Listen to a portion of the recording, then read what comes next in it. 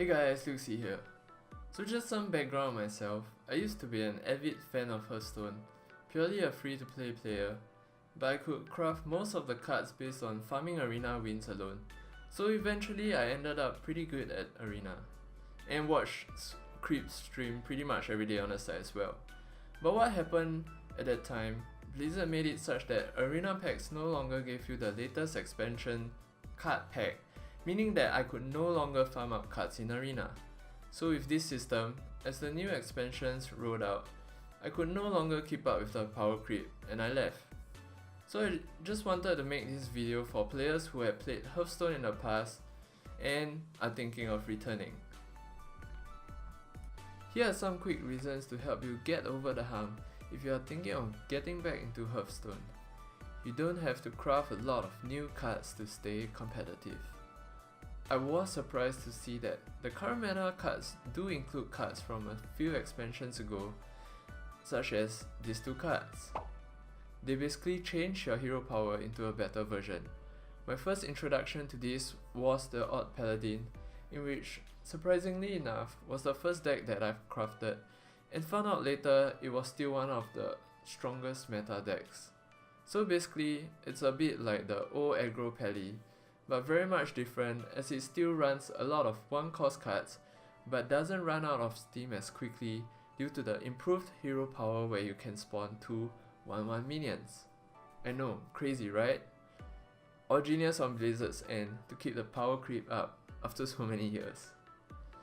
Yeah, and then there are still familiar decks that play the same, such as even Warlock, which is like the improved version of Handlock, still with Mountain Giants and Twilight Drakes. Single player content is now hella fun. I mean, they have roguelike challenge where you build your own deck as you progress, like Slay the Spire, yet very much different.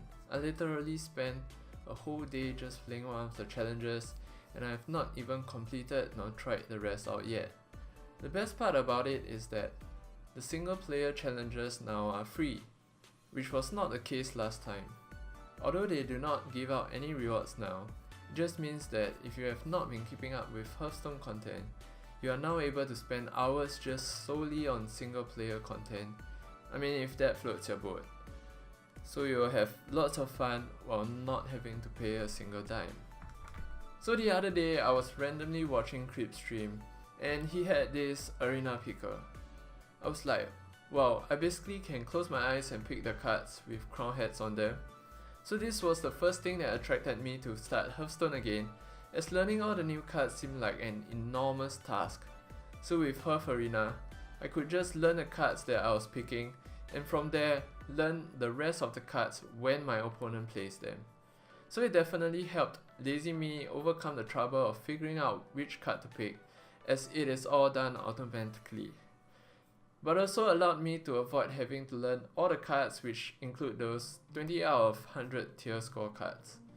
Yo, but on a side note, I think other people have said this already, but Arena seems to be very much more balanced than before, as I usually only get 1 or 2 legendaries per draft, but so do my opponents.